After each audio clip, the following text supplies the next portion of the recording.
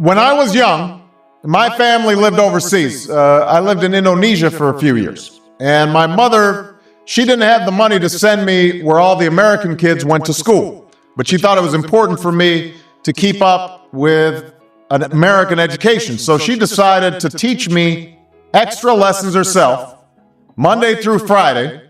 But because she had to go to work, the only time she could do it was at 4:30 in the morning. But whenever I'd complain, my mother would just give me one of those looks and she'd say, "This is no picnic for me either, Buster." So I know that some of you are still adjusting to being back at school, but I'm here today because I have something important to discuss with you.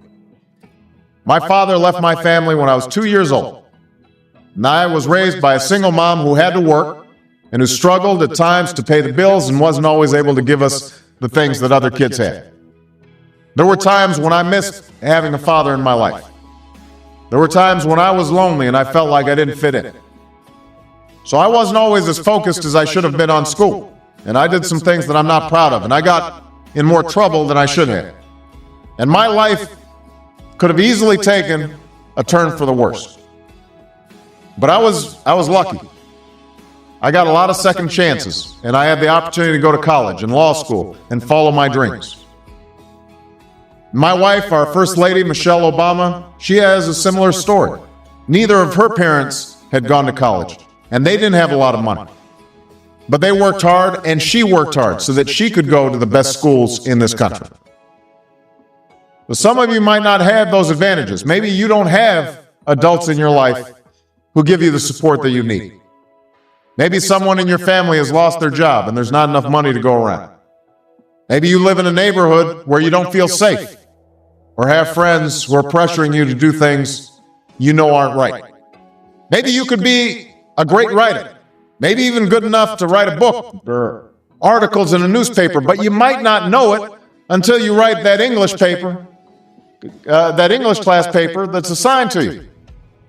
Maybe you could be an innovator or an inventor, maybe even good enough to come up with the next iPhone or the new medicine or vaccine, but you might not know it until you do your project for your science class. Maybe you could be a mayor or a senator or a Supreme Court justice, but you might not know that until you join student government or the debate team. And no matter what you want to do with your life, I guarantee that you'll need an education to do it. You want to be a doctor or a teacher or a police officer? You want to be a nurse or an architect, a lawyer or a member of our military? You're going to need a good education for every single one of those careers. You cannot drop out of school and just drop into a good job. You've got to train for it and work for it and learn for it.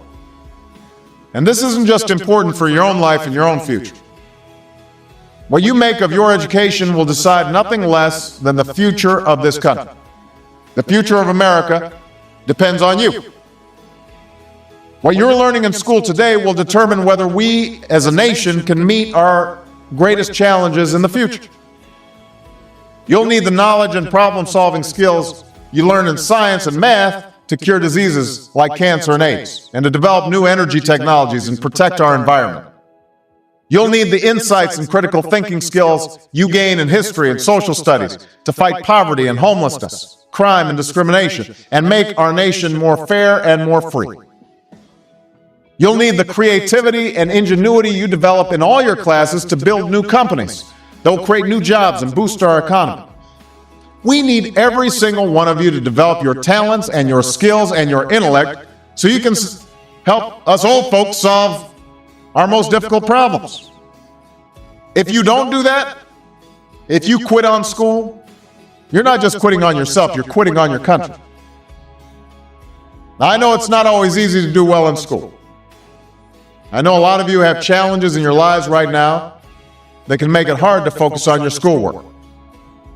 I get it. I know what it's like.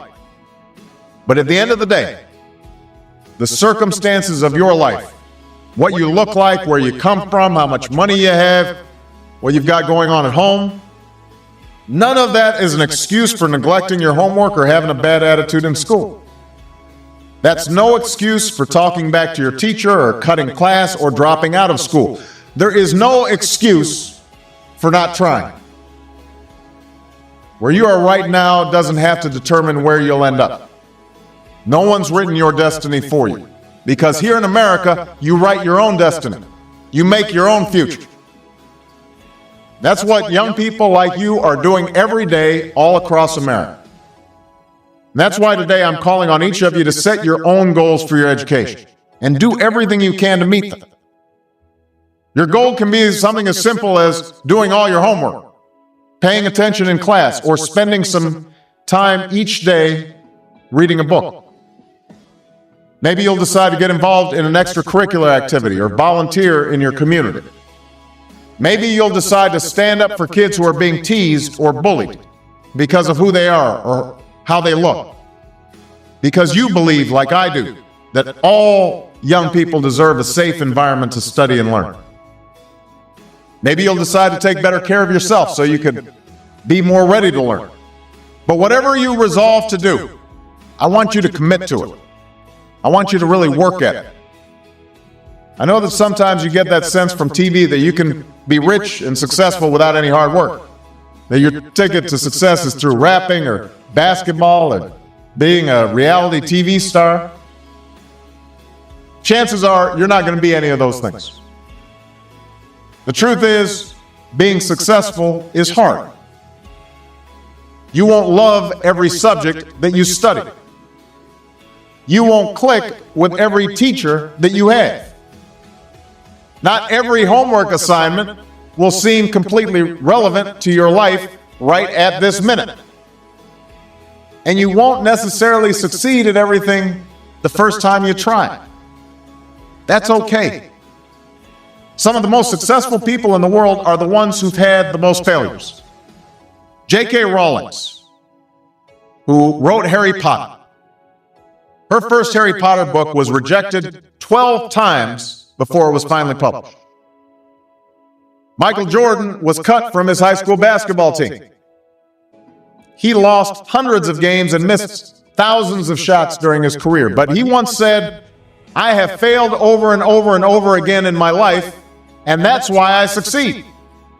These people succeeded because they understood that you can't let your failures define you. You have to let your failures teach you. You have to let them show you what to do differently the next time. So if you get into trouble, that doesn't mean you're a troublemaker. It means you need to try harder to act right. If you get a bad grade, that doesn't mean you're stupid. It just means you need to spend more time studying. No one's born being good at all things. You become good at things through hard work. You're not a varsity athlete the first time you play a new sport. You don't hit every note the first time you sing a song. You've got to practice. The same principle applies to your schoolwork. You might have to do a math problem a few times before you get it right. You might have to read something a few times before you understand it. You definitely have to do a few drafts of a paper before it's good enough to hand in. Don't be afraid to ask questions. Don't be afraid to ask for help when you need it. I do that every day. Asking for help isn't a sign of weakness, it's a sign of strength. Because it shows you have the courage to admit when you don't know something, and that then allows you to learn something new. So find an adult that you trust, a parent, a grandparent, or a teacher, a coach, or a counselor, and ask them to help you stay on track to meet your goals. And even when you're struggling, even when you're discouraged, and you feel like other people have given up on you, don't ever give up on yourself. Because when you give up on yourself, you give up on your country. The story of America isn't about people who quit when things got tough.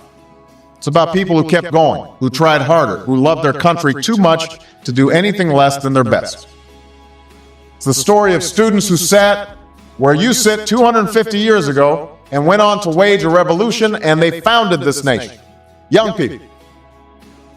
Students who sat where you sit 75 years ago, who overcame a depression and won a world war, who fought for civil rights and put a man on the moon.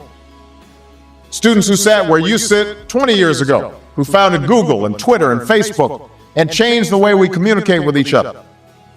So today, I want to ask all of you, what's your contribution going to be? What problems are you going to solve? What discoveries will you make? What will a president who comes here in 20 or 50 or 100 years say about what all of you did for this country?